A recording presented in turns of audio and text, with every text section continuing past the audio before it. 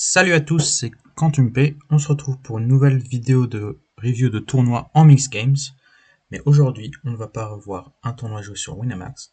On va revoir le Super High Roller Ball à 100 000 $ en Mixed Games. C'est le tout premier Super High Roller Ball joué en Mixed Games. Et c'est aussi le tournoi de Mixed Games avec le buy-in le plus élevé de l'histoire. Habituellement, c'est le Poker Players Championship à 50 000 $ qui est le plus élevé de l'année. Et pour le coup, le Super Rollerball a voulu faire un pas de plus et a augmenté le buy-in à 100 000 $.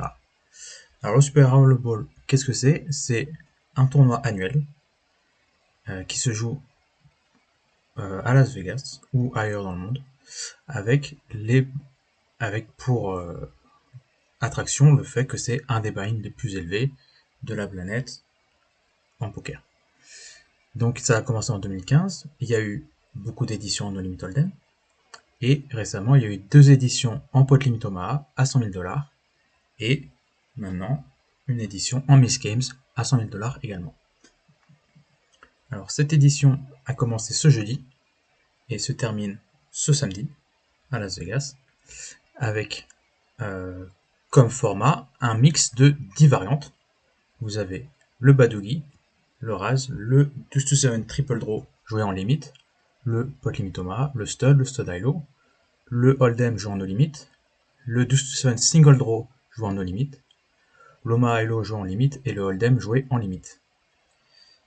Donc on retrouve les 8 variantes du 8 game qu'on joue sur Winamax, mais on a en plus le Badoogie et le No Limit to Sun Single Draw. Au Poker Plus Championship, il y a 9 variantes, il y a ces 10-là moins le Badoogie. Donc comme je vous l'ai dit, le D1 s'est joué le 6 mars, jeudi. Le D2 était hier et le D3 est ce soir à Las Vegas. Donc aujourd'hui, je vais faire une review de quelques mains du D1. Je vais pas faire trop de mains, je vais en faire juste quelques-unes. Si le format vous intéresse, je vais faire une autre review avec peut-être plus de mains du D2, car le D2 amène les joueurs jusqu'à la bulle, je vous en dirai plus dans un moment. Et potentiellement le D3 qui ne s'est pas encore joué, on pourra peut-être revoir quelques mains. D3 qui commence avec 5 joueurs. Puisqu'il n'y a que 5 joueurs payés, et donc le D2 a emmené les joueurs jusqu'à la fin de la bulle. Et maintenant ils sont en table finale, depuis déjà la fin du D2, table finale à 7, et ils sont payés. Mais pour le moment, on s'intéresse au D1, et on va commencer avec une première main de Stud High-Low. On se retrouve à une table avec Brian Rast, Jason Mercier, Albert Daher, Nick Schulman, John Reisner, Phil Sternheimer et Monsieur Guagenti, que je ne connais pas. C'est surtout des gros joueurs de high stakes et de mixed games, forcément, puisqu'on est sur le Super High Roller Board Mixed Games. Ok. Et j'ai pris cette screenshot pour vous montrer la situation dans laquelle se trouve Brian Rast au moment où il complète, c'est-à-dire où il met un raise de la taille d'un small bet, avec paire de valets, kicker 7. On a quasiment toutes les informations qu'on veut dans ce graphique. Ce qui nous manque juste, c'est les door cards des 3 joueurs précédents qui ont fold. C'est Reisner, Sternheimer et Guagenti. J'ai retrouvé sur le live que PokerGo met gratuitement sur YouTube. En plus des vidéos temps fort comme celle-ci. J'ai retrouvé que Reisner avait un 9, il avait même paire de 9, il a décidé de fold en premier de parole, ce qui est vraiment une bonne décision en Stud High-Low. Sternheimer avait un 8 et Guagenti avait un 6. Donc, Rast sait qu'il y a un 9, un 8, un 6 de dead. Il voit devant lui la dame de Jason Mercier et le roi d'Albert Daher et Nick Schulman au bring-in avec un 3. Et il décide de raise avec sa paire de valets, ce qui pour moi est très risqué, puisque il peut se retrouver contre paire de dames ou paire de rois chez Mercier ou Daher, et auquel cas il est dans une situation assez inconfortable, surtout si Nick Schulman, avec sa carte basse, entre dans le pot avec 3 cartes basses, ce qui est le cas ici. Donc on peut passer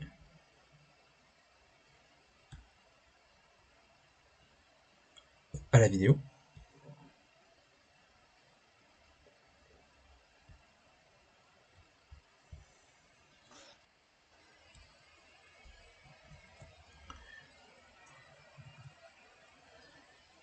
Donc on voit le raise, on voit Mercier qui fold, et Daher qui va re-raise.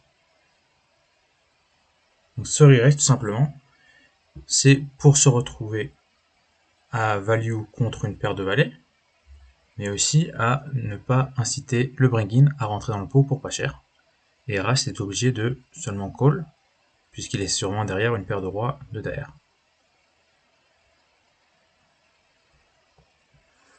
Et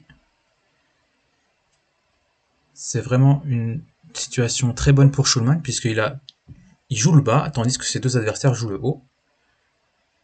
Et donc il va avoir une très bonne visibilité sur cette main, et il va pouvoir récupérer de l'argent s'il fait d'un lot. Et là, à la 5ème street,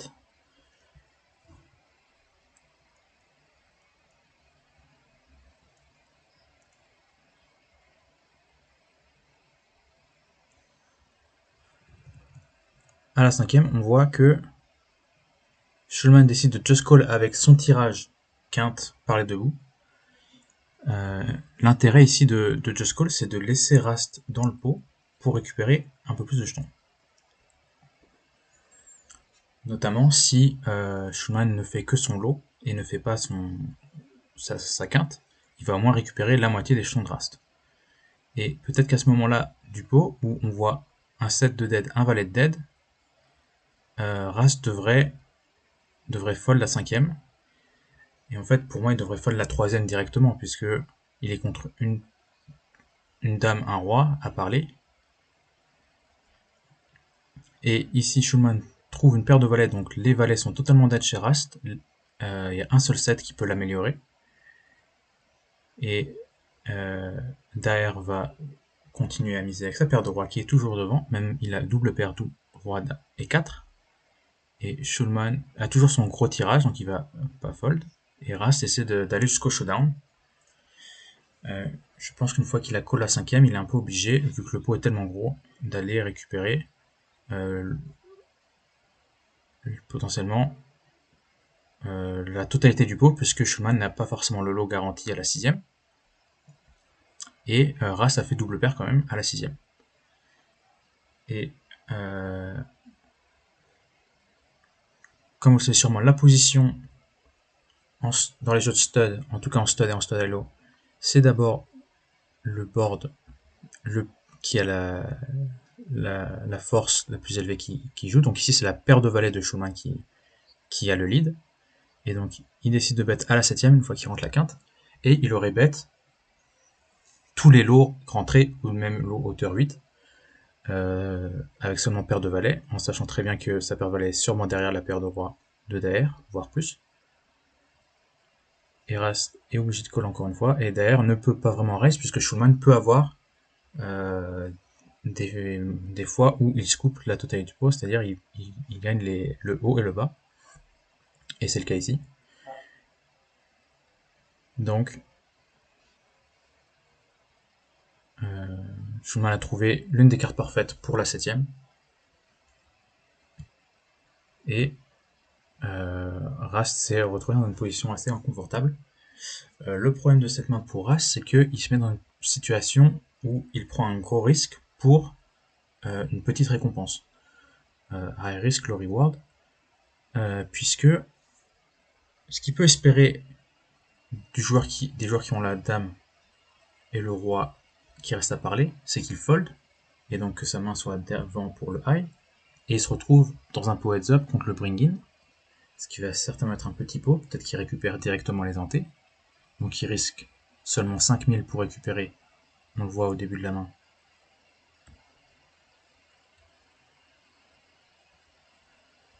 14 000. Donc, dans tous les jeux de stud, c'est très avantageux de récupérer les ante. Là, c'est quasiment la structure Winamax, c'est-à-dire que les ante valent 1, le bring-in vaut 2, le small bet vaut 5 et le big bet vaut 10. Et la seule différence avec Winamax, c'est que ça se joue en 7-handed, 7 joueurs à la table, donc il y a une ante de plus par rapport à ce que vous pouvez voir sur Winamax.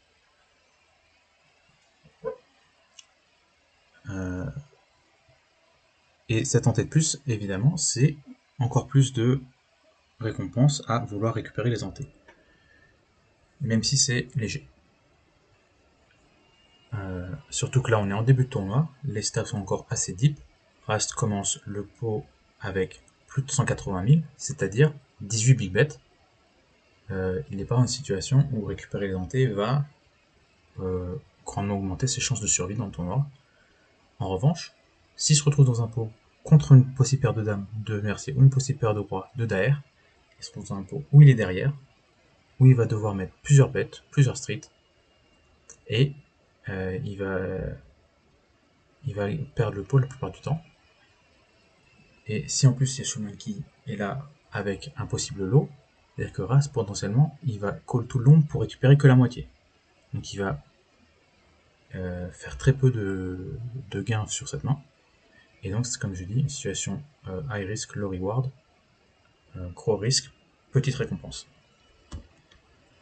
Voilà pour cette première main. Pour la deuxième main, je voulais vous montrer du deuce to 7, triple draw, comme on le joue sur Winamax. En France, on ne peut pas jouer en Badogi, on ne peut pas jouer en no limit deuce to 7 single draw. En revanche, on peut jouer en limit deuce to 7 triple draw. Et ici, on a Daer et Shulman en bataille de blinde. C'est-à-dire que les 5 joueurs ont fold. Et Daer trouve As, 7, 4, 3 et un autre 3. Ce qui est une main qui est tout à fait jouable en small blind, qui est une bonne main pour steal. C'est pas un tirage très fort. En revanche, en bataille de blinde, c'est largement jouable. Je pense qu'au bouton, ce serait un open. Au cutoff, certainement pas en général. Donc il décide de raise et Shulman, en big blind, a une main très très bonne, puisqu'il a 10, 7, 6, 5, 2. Il dessine 2-3 bêtes, et derrière va call. Derrière va tirer 2 cartes, et Shulman va en tirer une. Après le premier tirage, derrière se retrouve avec un nouveau 1 As, mais il a trouvé un 6 pour un peu améliorer sa main. Maintenant il ne tire plus qu'une carte.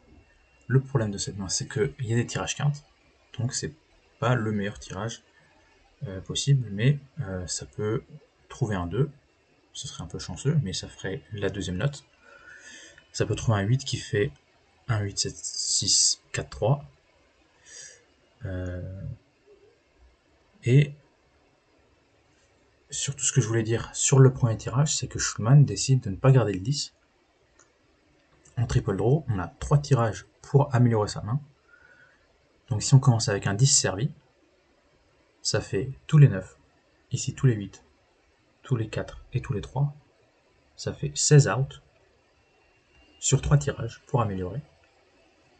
Donc on ne va jamais garder le 10. Sauf si on a un tirage vraiment, comment on dit, rough, un tirage assez compliqué, où il y a des possibilités de quinte. Mais ici, Shulman a un 7 et un 2, donc il fera jamais quinte. D'où l'importance dans sa main d'avoir toujours le 7 et le 2. Non seulement c'est 2 cartes de la wheel, 7, 5, 4, 3, 2, mais c'est 2 cartes qui vous assurent de jamais faire quinte. Et surtout l'importance du 2 qui est la meilleure carte dans ce jeu, puisque les As comptent au-dessus du roi. D'ailleurs, si vous avez As, 2, 3, 4, 5 en triple draw, ça fait pas une quinte, ça fait hauteur As. Donc ça bat une paire. Voilà, petite particularité de ce jeu. Donc ici, comme Daer a tiré 2, Schumann a tiré 1, assez logiquement, Daer va check et Schumann va bet. Daer a amélioré, il va pouvoir call et tirer 1. Schumann maintenant a trouvé son à hauteur 8. Donc maintenant, le seul moyen pour lui d'améliorer, c'est de trouver un 83. Il a une main assez forte. 8, 16, 6, 5, 2. C'est l'un des pires 8, mais c'est quand même un 8. Et en triple draw, faire un 8, c'est pas tous les jours. Enfin, ça arrive tous les jours, mais c'est pas toutes les mains.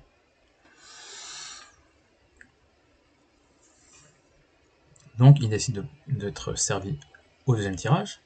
Derrière, cette fois, trouve son 8 pour faire 8, 7, 6, 4, 3, qui est légèrement meilleur que le 8, 7, 6, 5, 2 de Schumann, puisque on regarde d'abord les cartes les plus hautes pour départager. On ne regarde pas les cartes les plus basses, donc c'est pas le 2 de Schumann qui bat le 3 de Daer, c'est 8, 7, 6 qui sont à égalité, et ensuite le 4 de Daer qui bat le 5 de Schumann.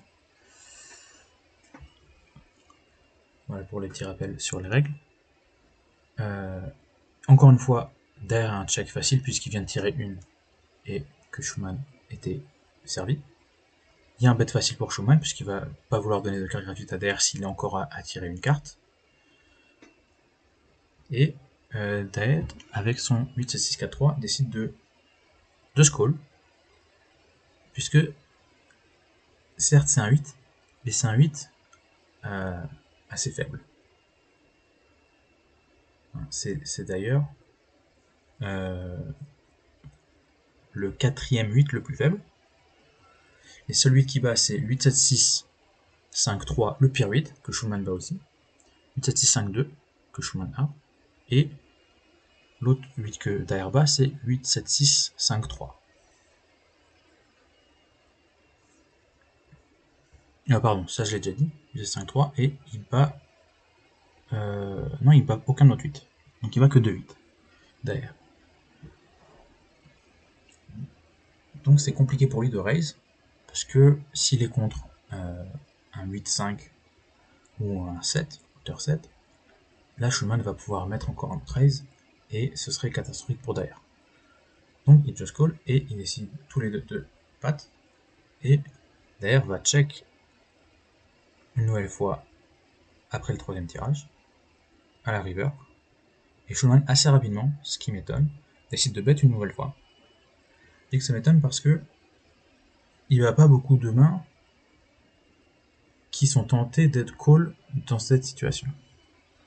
C'est-à-dire que Schumann a pat après le premier tirage, après avoir tiré une carte, après avoir 3 bêtes. Donc, on s'attend à ce que Schumann... Ce qui est important, c'est de comprendre les attentes dans cette variante. Quand Schumann décide... Les informations qu'on a, c'est que Schumann a 3 bêtes et il a tiré une carte avant le premier tirage. Ça, c'est des informations assez importantes. Mais en sachant qu'il tire une carte, c'est tout à fait logique qu'il 3 bêtes. Car il peut être contre une variété de tirages de cartes qui sont forcément derrière. Il peut même être contre des tirages à 3 cartes. Il peut être contre des tirages à une carte qui sont moins bons que le sien. Mais je pense que dans cette situation, Schumann va 3 bêtes tous ses tirages à une carte. Et toutes ses mains pattes. Au tirage suivant, il décide de patte, donc forcément il continue à miser. Déjà, il continue la mise après le premier tirage parce qu'il a tiré moins de cartes que son adversaire, donc ça c'est tout à fait logique. Et une fois qu'il reste patte, c'est logique qu'il bête après le deuxième tirage. En revanche, là où il y a quelque chose qui change pour Schumann, c'est quand Daer décide d'être servi également au dernier tirage. Là, Schumann doit se rendre compte qu'il n'est pas devant beaucoup de mains. Puisque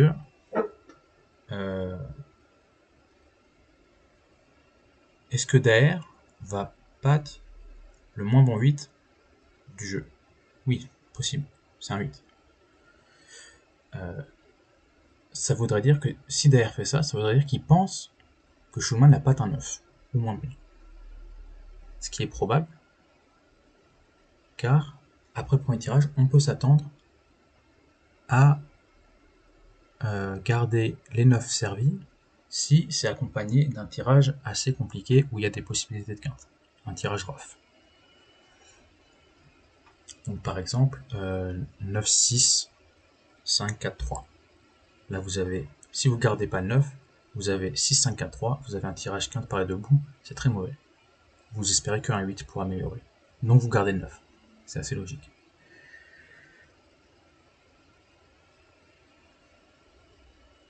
Donc, si Daer garde le pire 8 ou moins bien, ça veut dire qu'il pense que Schulman peut pas un 9. Ce qui est possible dans cette situation. Mais il y a quand même toutes les hauteurs 7 et toutes les hauteurs 8 qui peuvent pas également. Ça fait beaucoup de hauteurs 8. Je vous rappelle, il y a 4 hauteurs 7 possibles. Et les hauteurs 8, il y en a beaucoup plus. Il y en a une quinzaine, je crois. J'ai plus le chiffre en tête. Mais il y en a beaucoup plus. C'est-à-dire qu'il y a beaucoup de mains qui peuvent être devant celle de Schulman.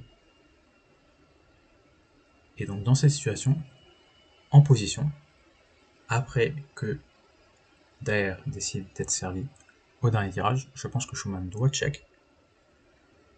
Et as played, Schulman a bet, est-ce que Daer peut trouver un hero call? Je pense que quand il pack son 8, 7, 6, 4, 3, qui est un 8 assez faible, il espère que, en étant servi, ça fasse peur à Schulman, qui check back, et dans cette situation, Daer serait devant, puisque on peut s'attendre à ce que Schulman check back tous ses 9, et aussi check back ses 8, 7, 6, qui sont pas très bons. Peut-être 8, 7, 5, il va trouver un value bet assez thin, assez fin. Mais avec 8, 7, 6, quelles que soient les deux autres cartes, je pense que c'est compliqué pour Schulman de trouver un value bet à la fin. Donc toutes les autres mains vont check back la river, et la plupart de ces mains, elles sont battues par Daer. Donc c'est le plan de Daer au moment où il décide de patte avec son 8, 7, 6, 4, 3. De toute façon, s'il décide de tirer une carte, il va enlever le 8, il va espérer trouver un 2. Ou alors il enlève le 7 pour pas avoir de quinte, il espère trouver un 5 qui améliore légèrement sa main, ça reste un 8, ou un 2 pour trouver encore une fois un 8. Donc c'est compliqué pour lui de faire autre chose que patte son 8, 7, 6, 4, 3. Et là, vous voyez la petite grimace de Daer. Il va réfléchir un petit peu et il va décider de fold cette main. Et finalement, Schulman s'en sort avec, en faisant fold la meilleure main, alors qu'il était potentiellement en value. Pour moi, c'est un value cut de sa part. Mais potentiellement, ce qui se passe ici, c'est que, alors ça me paraît assez peu probable, mais ce qui se passe, c'est que Schulman a bet et Daer a call avant d'être servi. Donc Daer n'a pas une super main non plus. Puisqu'il n'a pas re-raise en étant patte. Il n'a pas mis un check raise. Donc potentiellement au moment où Schulman voit que Daer just call avant d'être servi, il se dit ah Daer est faible, je peux le faire fold un meilleur 8 que le mien. Un 8-7, sûrement un 8-7, moins bon que le mien, meilleur que le mien.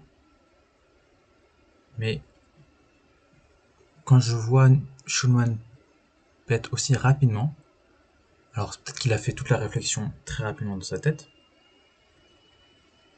et qu'il se dit il faut bet vite pour représenter de la force.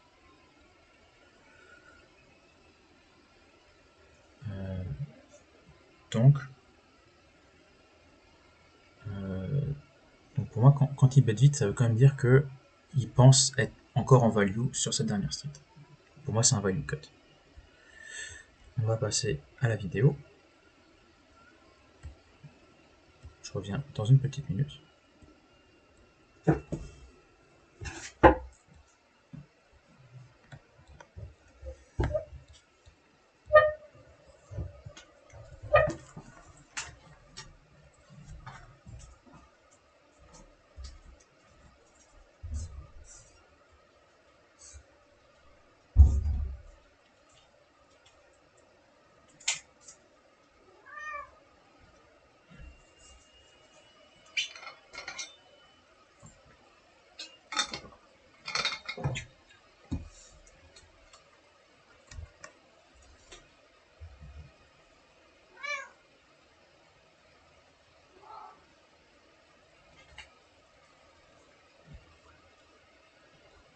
Il me faut de l'eau, c'est pour ça. Donc on est encore en sous un triple draw. Et on va avoir Ashton, UTG qui va open.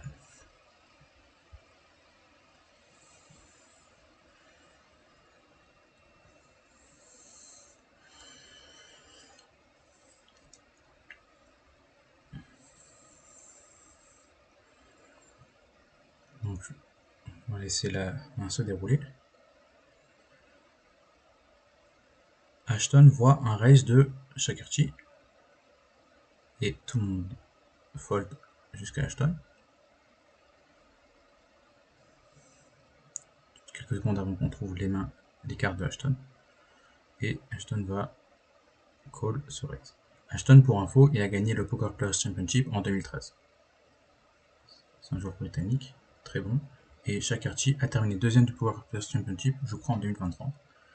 Donc vous voyez Ashton 18-7-6-2, qu'il a open UTG. Et il se retrouve contre Shakerchi, qui leur e-raise, et qui décide de draw 2. On va pas voir les cartes de Shakerchi dans cette main, malheureusement. Et pour moi, ici, Shakerchi fait une erreur directement, puisque il décide de 3 bêtes contre un open UTG en tirant 2 cartes. Les open UTG, comme toujours, c'est beaucoup plus serré que en fin de parole. Donc, ça va être typiquement des très bons tirages, des tirages à une carte, quelques tirages à 2 cartes qui sont très bons. 7-3-2, 7-4-2, 2-3-4. Des mains de ce genre-là. Mais aussi tous les tirages à une carte. Et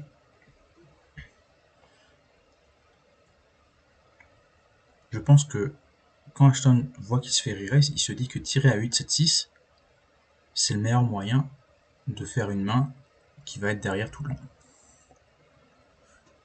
Puisque s'il trouve son 8, s'il rentre 3, 4 ou 5, il fait un 8, 7, 6, potentiellement 8, 7, 6, 5.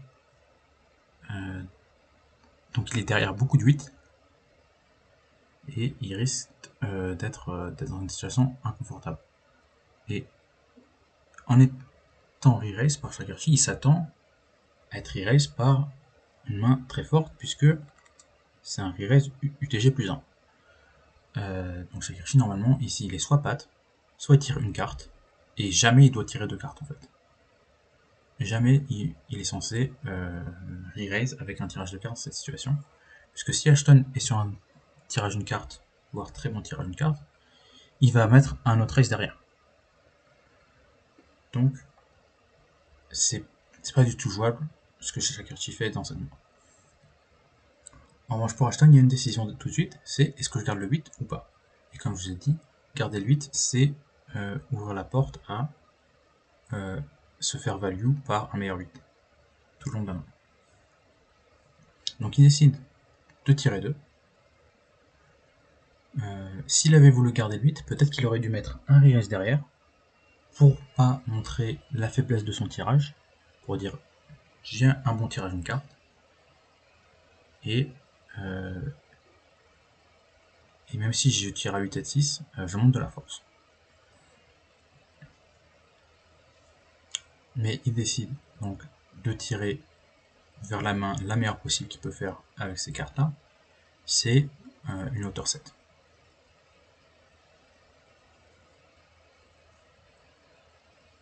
Puisque Shakerchi, quand il raise, non seulement il est censé avoir un tirage d'une carte, mais c'est potentiellement un tirage d'une carte au 7. Ça va être rarement un tirage d'une carte au 8. Sauf si c'est peut-être 8, 2, 3, 4. 8, 4, 3, 2. 8, 5, 3, 2. Et vraiment, tirage au 8 très fort. Qui peut faire le meilleur 8.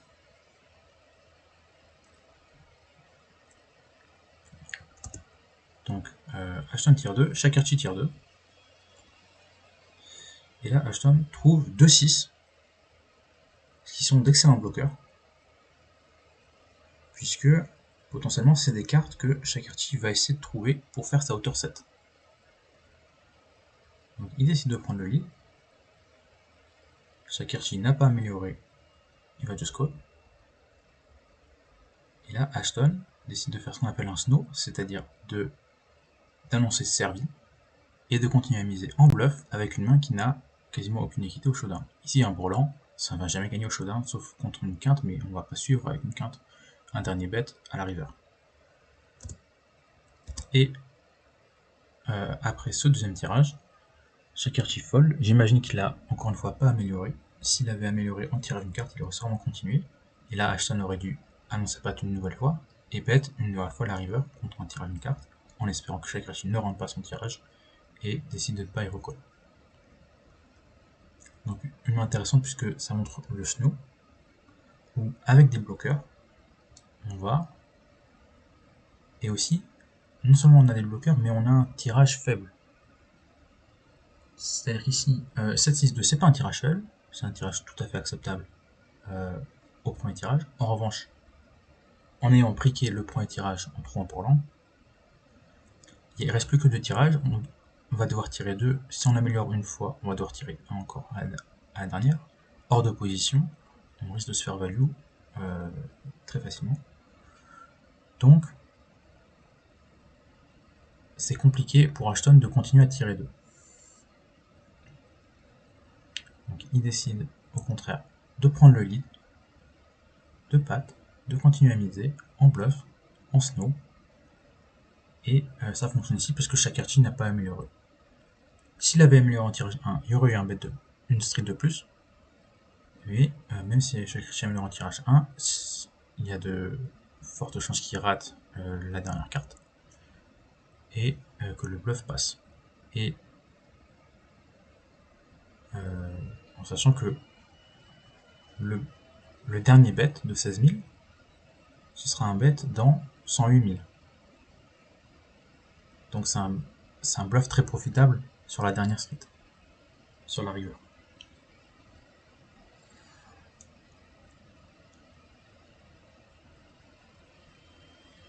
Si on imagine que Shakerchi va call qu'une fois sur 2, lorsqu'il a fait sa main, lorsqu'il a fait un 9 ou mieux, voire qu'il call même pas avec les 9, parce qu'il se dit que Ashton va battre seulement un 8 après le premier tirage.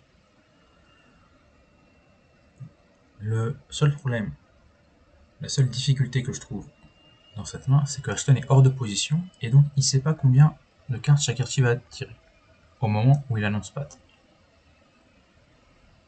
C'est-à-dire que ici, quand il trouve le brelan,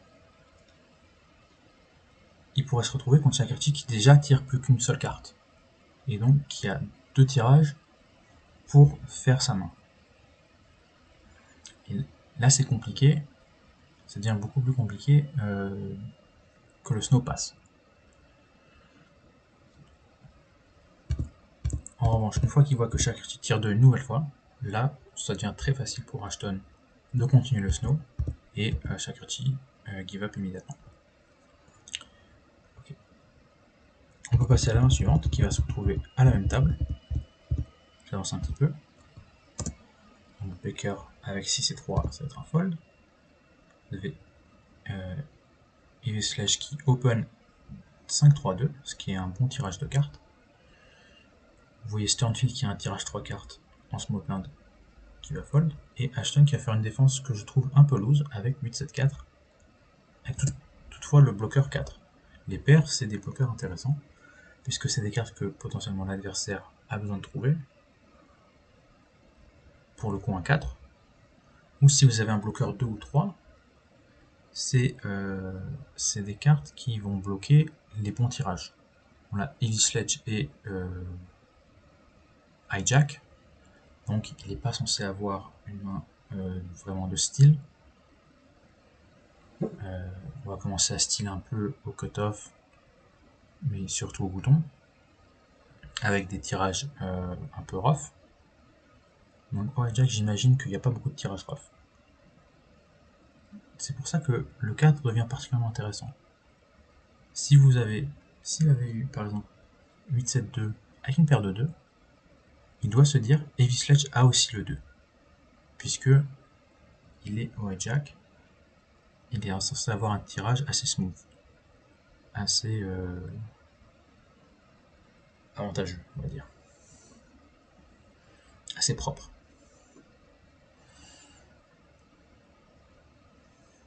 Donc le bloqueur 2 n'est pas si important que ça pour Ashton, si ici il avait 8-7, paire de 2. En revanche, avec paire de 4, il se dit Heavy Sledge a sûrement un 2, peut-être un 3 aussi. Peut-être qu'il a un 4, mais c'est peu probable que moi j'en ai 2. Il va certainement devoir trouver un 4, et il y en a 2, il y en a plus que 2 dans le paquet. Donc c'est des bons bloqueurs. Le problème pour moi de cette main, c'est que c'est un tirage à 8-7. Et c'est un tirage qui n'est pas garanti de ne pas faire de quinte. Donc pour moi c'est assez compliqué à défendre. Mais Ashton décide de défendre quand même. On va voir ce qui se passe. Il tire 2 évidemment, il sledge tire 2 également. On va avancer un peu. Après ce tirage, Ashton trouve un 5 et un nouveau 7. Non, pardon, il avait une paire de 4. Maintenant, il a une paire de 7. Donc, est-ce qu'il va une nouvelle fois transformer en bluff et faire un snow comme la main précédente? Et bien, je pense que non.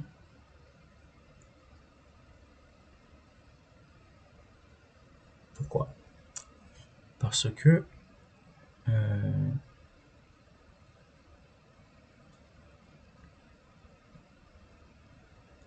ces bloqueurs, en fait, la paire de 4 et la paire de 7, lui indiquent que ça va être compliqué pour Heavy Sledge de faire sa main. En disant ça, on peut se dire, allons faire un snow, il va pas faire sa main, il va fold. Mais peut-être qu'on a, dans ce cas, plutôt intérêt à aller chercher de la value, puisqu'on se dit qu'on bloque les armes de l'adversaire. Donc pourquoi se limiter à gagner par un bluff si on peut également gagner simplement en jouant la main normalement?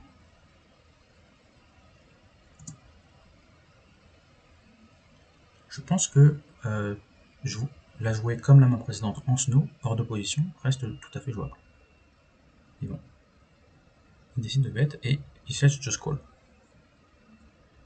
Pourquoi il bet? Parce qu'il a amélioré son tirage 2 en tirage 1. Et il cherche à tirer 2.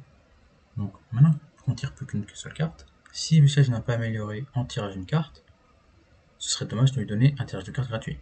Il faudrait value son tirage d'une carte qui est devant.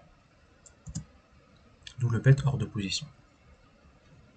Une nouvelle fois, Visage tire 2 et Ashton tire 1, car il ne sait pas combien de cartes Visage va tirer. Et maintenant, Ashton trouve un 10, et là, c'est là que la main devient très intéressante. C'est que Ashton a montré de la force en misant son tirage d'une carte, donc qui représente un bon tirage d'une carte, qui n'a pas peur de se faire relancer par un autre tirage d'une carte que Islash pourrait avoir. Et maintenant qu'il a trouvé le 10 et que Islash vient de tirer 2, évidemment il faut miser en value puisque on va garder le 10 contre un joueur qui va certainement tirer encore une ou fold directement.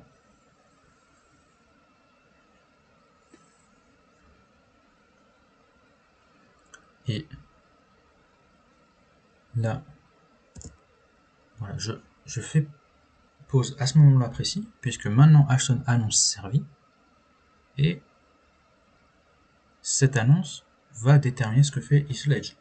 Ce n'est pas seulement en voyant l'action de la mise que isLedge va déterminer s'il garde son 10 ou pas. Il a une information de plus qui est l'annonce de Ashton puisqu'il est en position. D'où l'importance de la position en Houston, puisqu'on a plus d'informations que hors de position.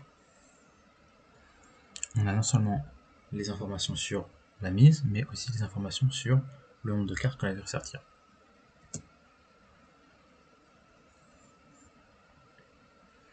Et ici se dit, Ashton a montré de la force en tirant une carte, il montre encore de la force en misant une nouvelle fois, et en annonçant patte, peut-être qu'il patte un 8, ou un 9.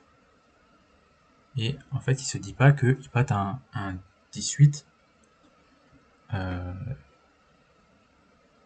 ou un 19. Il va jamais battre un 19 parce qu'il va jamais avoir eu un tirage au 9 à la street précédente. Donc, ici se dit, s'il patte un 10, c'est probablement un 17. Puisqu'il annonçait un tirage assez fort en misant après le premier tirage. Donc il se dit que le 18 est derrière. Donc il break son 10. Alors que c'était la meilleure carte, la meilleure main. Ashton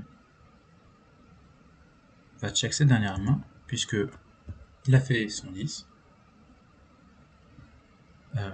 S'il mise et qu'il se fait relancer par isLedge, il est certainement derrière une hauteur 8, une hauteur 7, et ce serait désastreux de perdre de bêtes quand on est derrière. Donc il est dans une situation où il y a un bluff catcher, c'est-à-dire qu'en annonçant check, il dit finalement, ma main patte est pas si bonne que ça, je montre un peu de faiblesse, en ne misant pas en value la river. Donc isLedge peut être tenté de miser en bluff, surtout en touchant un bloqueur comme le 5.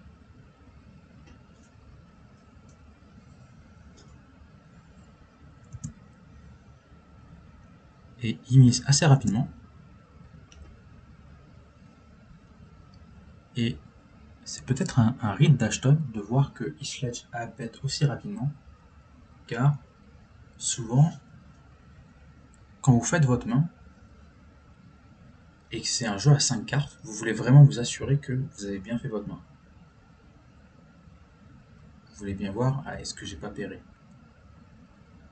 Et là, isLedge, rapidement, il mise. Donc, le read possible pour moi ici, c'est de se dire, s'il mise rapidement, c'est qu'il n'a pas fait sa main. S'il avait fait sa main, il aurait gardé plus longtemps.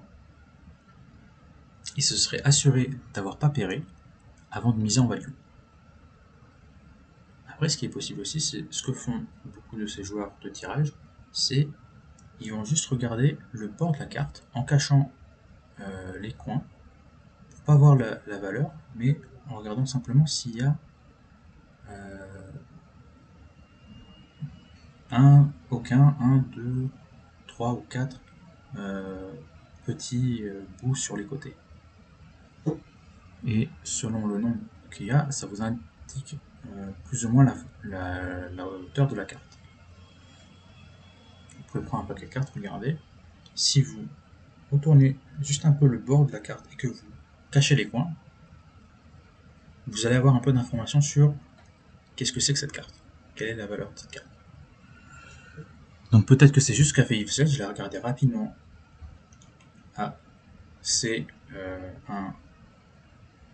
une carte avec deux petits trucs visibles. Donc c'est un 4, un 5 ou un 6, je pense. Non, un 4 ou un 5 seulement. Donc, je mise. Si c'est un 4, je suis en value. Si c'est un 5, je suis en bluff. Tout simplement. Et en se disant ça, Ashton se dit, bon bah, s'il est la moitié du temps en value, la moitié du temps en bluff, je sais que 16 000 à mettre pour gagner 116 000, c'est beaucoup, c'est largement profitable comme call. Donc il va rapidement call avec sa hauteur 10 et remporter le pot. Et c'est une main qui se joue finalement assez vite pour du triple draw. Et ça va à un niveau assez élevé, je trouve. Donc c'est une main très intéressante pour moi. Et on va faire une dernière main de triple draw, qui est la main suivante. Donc on avance un petit peu. On voit Ashton qui rentre jeton. Maintenant on a Chakrachi en big blind, Becker, UTG.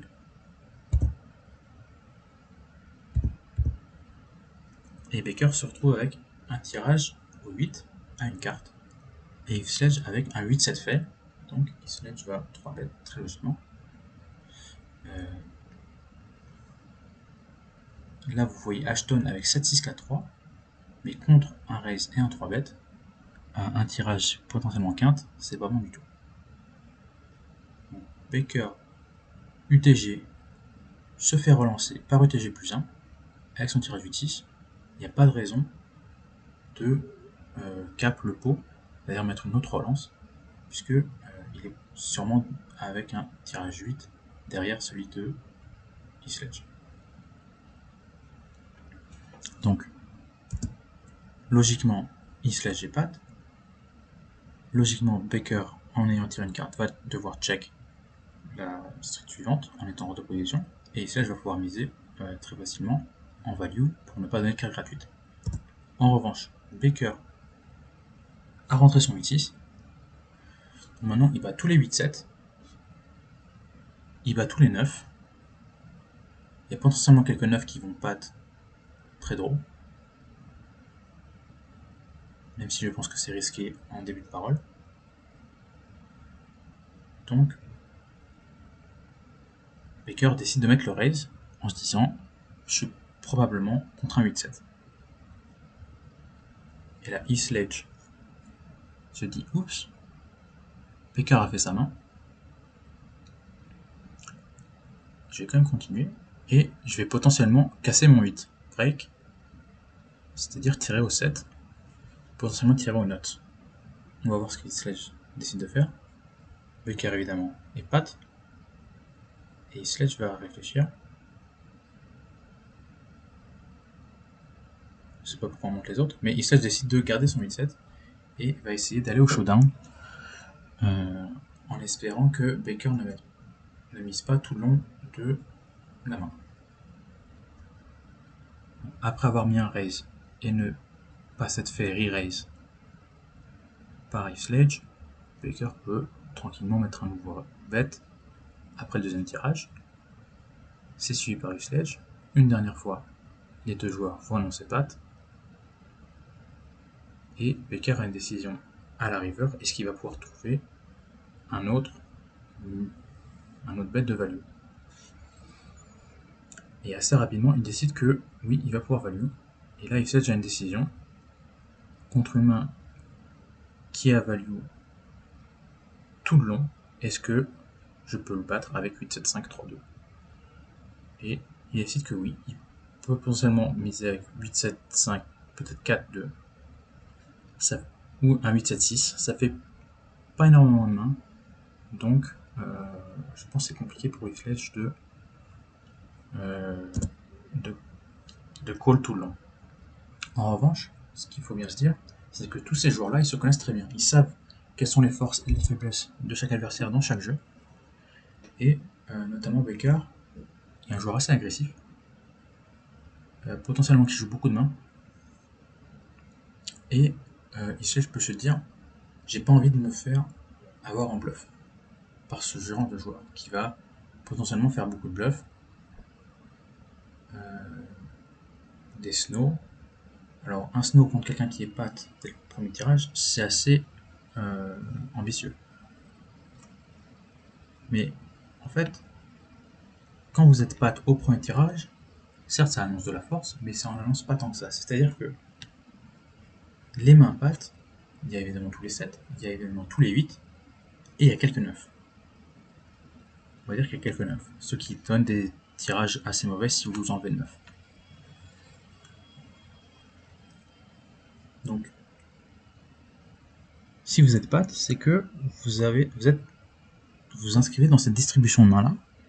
Donc vous avez seulement 4 mains sur la vingtaine possible, on va dire 20-25, voire un peu plus, qui peuvent patte.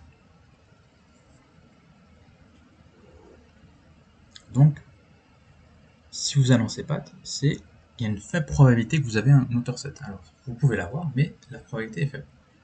Vous avez plus probablement un 8, et encore plus probablement, enfin pas encore probablement, mais plus précisément, il y a plus de 8-7 que de 8-6 et que de 8-5 évidemment. Il y a un seul 8-5, il y a, je crois, 4 ou 5 8-6, et tout le reste est 8, c'est des 8-7.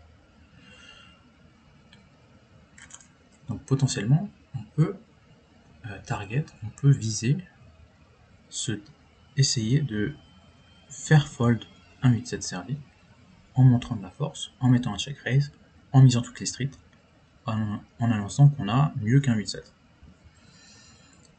Et je pense qu'il n'a pas voulu se faire avoir ce petit jeu-là, et il a voulu call tout le long.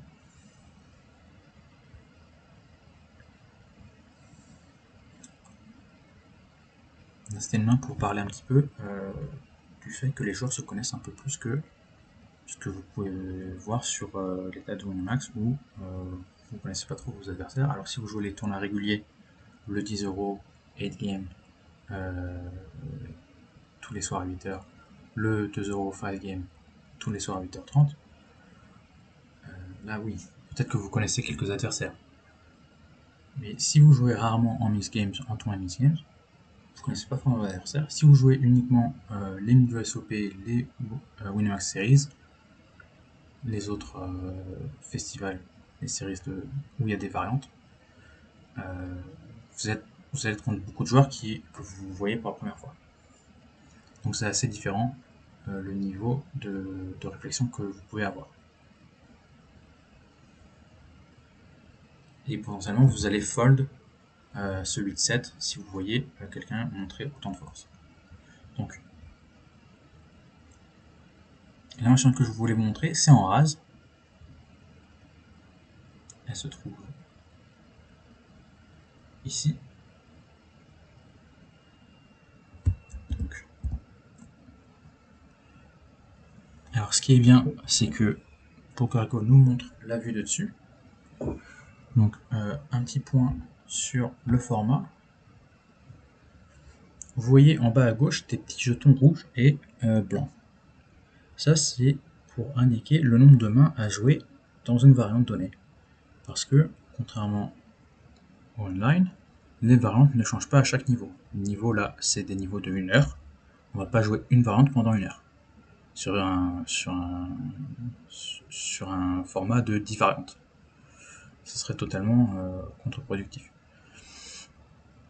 Donc on joue, je pense, 7 mains de chaque variante. Donc le dealer, le croupier, a un petit moyen pour garder pour savoir où il en est dans la variante donnée. Et ça donne aussi une information à toute la table. Donc là on est en rase, on est dans une des dernières mains de cette rotation de rase, et on voit que la dame est au bring-in, il y a un 7 à parler, puis un as, un 6 et un autre 7. Et on va avoir un open de Ashton UTG avec ce 7, avec un 8 et un 3 derrière. Pour moi ça me paraît un peu loose, on va revenir à ce board là. Donc il a un 8-7-3 en affichant 7.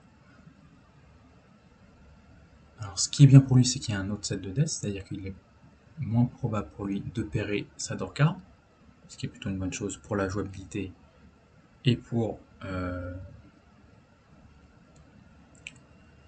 les tirages pour sa main. En revanche, il y a un as également et un 6 également. Donc ça fait potentiellement 2 autres joueurs qui vont être intéressés par cette main. Donc, dans cette situation, open un 8-7, ça me paraît compliqué. Une autre considération à prendre en compte, c'est que ici, il n'y a que 5 joueurs à la table, donc il n'y a que 50 plus le bring-in à récupérer en faisant une mise. Donc c'est un peu moins avantageux que si c'était une table complète à 7.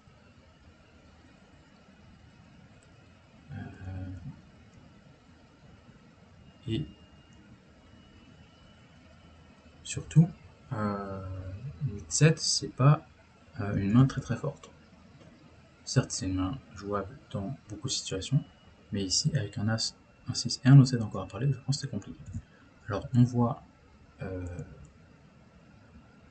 la structure. Ici, c'est des limites 8000, 16000 avec ante de 2000 et bring-in de 2000. Donc, il mise 8000 pour récupérer 20 000. Donc, il a besoin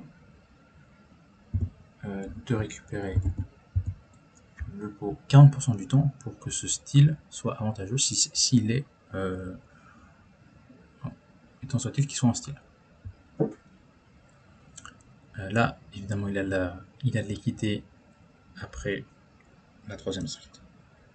Donc, il a besoin de récupérer le pot encore moins souvent que 40% du temps. Ici, on voit if sledge avec As-6-2 en montrant l'As, qui évidemment va re-raise contre un 7, puisqu'il est largement devant en termes d'équité. Enfin, largement. Les équités sont quand même assez closes, mais il est évidemment devant, on va dire.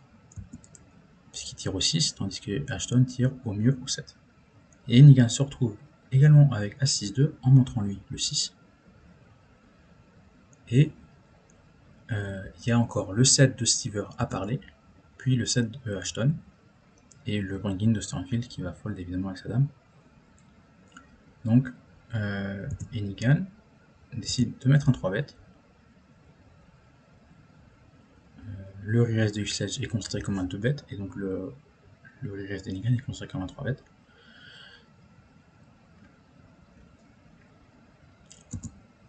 Et là, Stever se retrouve avec As-7-5 en montrant le 7. Et contre 3 bêtes, je pense que c'est compliqué d'y aller avec un tirage au 7 contre un joueur qui montre un As, un joueur qui montre un 6. Puisqu'il faut mettre 24 000 alors qu'on pourrait fold tout de suite. Alors si on met 24 000, on va devoir mettre encore plus dans les streets suivantes, en étant au moins un petit peu derrière. Donc c'est un peu compliqué pour Stever. En revanche pour Ashton, quand il voit un raise derrière lui et un autre raise de Nigan, ça devient facile pour lui de fold. Et là, en voyant le call de Stever, Sledge va mettre un autre raise. Là, le graphique n'est pas correct, c'est pas un call, c'est un raise, encore une fois, un 4-bet. Et ici, la particularité de ce tournoi, c'est que le format autorise jusqu'à 5 bets, contrairement à Winamax qui va cap à 4 bets. Donc ici, Nigan pourra en mettre un bet de plus. La raison pour laquelle il ne fait pas, c'est qu'il montre le 6. Dans ce qu'Evichlej montre l'As, peut-être qu'Evichlej a 3 cartes à la wheel, 3 cartes 5 ou mieux, tandis que Nigan montre un 6, donc il ne peut pas avoir 3 cartes à la wheel. Donc il va juste call, et Stever doit call un bet de plus, en ayant call déjà 3 bêtes. Donc c'est une situation assez inconfortable pour Stever, je trouve. La quatrième street est plutôt facile à jouer. Le pot vaut déjà 116 000, et le bet ici est de 8 000. Donc même en touchant un valet ou un 10, c'est très facile pour Stever et Sledge de call. La seule considération qu'on pourrait avoir, c'est comme Nigan bet, ce que Stever pourrait redouter, c'est si If Sledge met un re-raise derrière. Mais If Sledge a trouvé un 10, donc il ne va jamais re-raise contre Nigan. Donc ça me paraît logique que Stever call et que If Sledge close à ce stade de la main. Pour moi, la seule chose que j'aurais fait différemment, si j'étais Stever, c'est j'aurais fold la troisième street, je pense. Donc là, Nigan trouve son 8, Stever trouve son tirage 7, et Sledge trouve un tirage 8-6, qui est potentiellement devant le... S'il rentre sur potentiellement le 8-6 de Nigan, puisqu'il monte 8-6-5. Mais il doit quand même non seulement passer devant Hennigan, mais il doit aussi éviter qu'Hennigan ou Siever améliore. Donc c'est une situation assez compliquée pour Isla, je pense qu'il aurait pu fold la 5ème. Et à la 6ème, vous voyez Siever trouve sa hauteur 7, et en voyant le board de Siever, Hennigan qui n'a pas amélioré avec son 8-6-5, a toujours le lead puisqu'il montre hauteur 10. En raise, c'est la hauteur la plus basse qui parle d'abord. Donc Hennigan est point de parole avec sa hauteur de son 18-6-5 sur son board et une hauteur 8 faite. Et il voit la potentielle hauteur 7 de Siever. Donc il décide de check et de call. Et là il sledge. Je sais pas pourquoi on montre Hennigan et Siever, il sledge de parler. Vous voyez qu'il est à 0%. Puisque tire à 8-6, tandis que Siever a déjà rentré son 7. Donc là, comme il est potentiellement drawing dead, il décide de fold. Le problème pour moi, c'est qu'il aurait pu fold potentiellement une street plus tôt et s'épargner un bet de 16 000. Et à la river, Siever n'améliore pas. Et Hennigan, qui prend une parole une nouvelle fois, va check et va call le bet rapide de Siever. Il va call rapidement, montrer ses cartes, et en voyant la carte de Siever, il se dit potentiellement que Siever a pairé le 2 à la 5ème et qu'il a quand même voulu continuer. Et ça le rend un petit peu furieux. Mais Siever a bien pairé son 2 à la 7ème, donc c'était tout à fait légitime pour lui de continuer à la 5ème avec son tirage 7.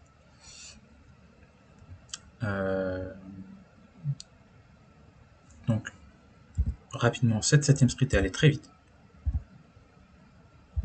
Donc, à la 6ème, check de Hennigan, bet de Siever, fold de E-Sledge et Hennigan call. Donc là, Hennigan espère que Siever a pairé potentiellement son 6. Le problème, c'est qu'Hennigan lui-même a un 6. E-Sledge avait un 6, mais ça, elle ne le savait pas, c'était une carte cachée.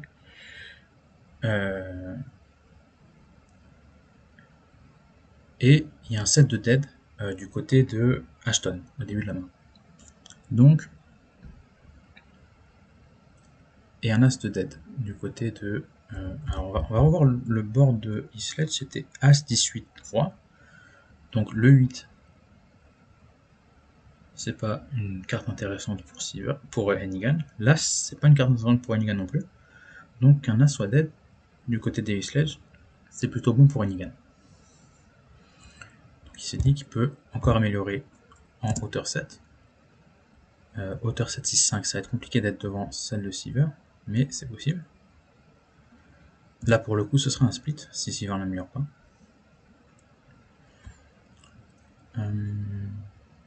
Et il se dit potentiellement que Siever a pairé le 6 ou a pairé plutôt dans la main et a décidé de float. Ce qui me paraît beaucoup moins probable. Et donc on voit assez mal. Mais vous voyez peut-être d'un coin le bout de la main de Siever qui mise. Donc vous voyez le call ici. Et on va voir Hennigan qui va check Dark, je pense. Il regarde pas ses cartes. Et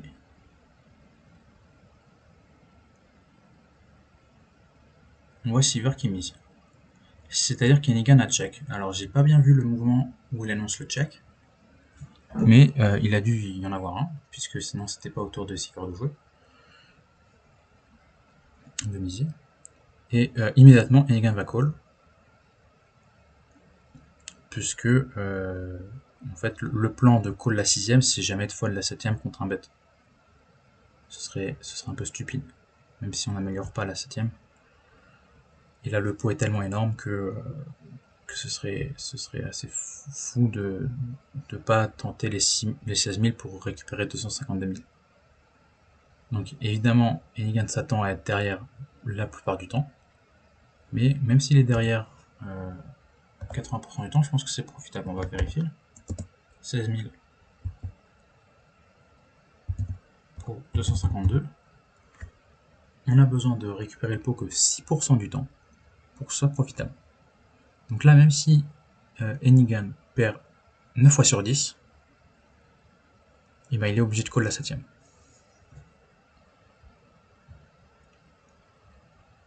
D'où le call rapide. Parce que le pot est tellement gros, il y a eu 4 bêtes à la 3ème street, il y a eu un bet à chaque street après ça, donc il peut pas fold.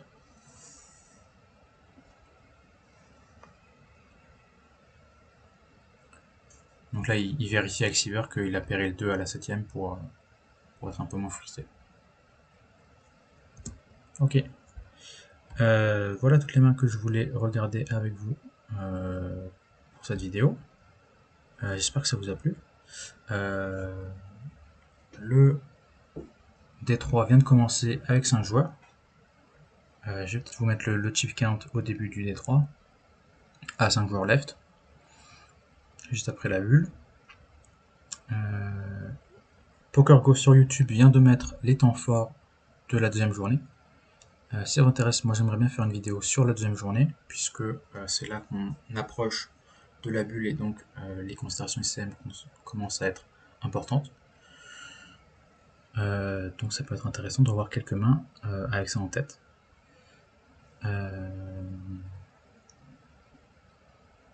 Voilà, si vous avez des questions, n'hésitez pas. Vous pouvez revoir le live du D1 et du D2. Ça dure plusieurs heures, mais il y a des commentateurs vraiment au top. Chris Veach et Alex Livingston. C'est de très bons joueurs de variante, très bons joueurs de high stakes. Donc, si vous comprenez l'anglais, vous n'avez pas peur qu'il n'y ait pas de sous-titres, parce qu'il n'y en a pas, évidemment. N'hésitez pas à aller écouter, parce que c'est vraiment de l'or. C'est de l'or ce qu'il raconte pendant des heures. Vous avez extrêmement d'informations, beaucoup d'informations. Ça peut aller très vite. Vous avez peut-être besoin de faire pause ici, par là, pour vraiment comprendre tout ce qui se raconte. Mais ça vaut le coup, je pense. Sinon, vous avez les temps forts. Vous pouvez regarder dès à présent les temps forts du D1. Je vous ai montré quelques-unes de ces mains-là. Si vous avez des questions sur d'autres mains du temps fort du D1, n'hésitez pas à les poser. Vous pouvez regarder les temps forts du D2, poser des questions sur cela également. Peut-être que j'y répondrai dans la prochaine vidéo. En attendant, je vous dis à plus et profitez bien au table. Salut!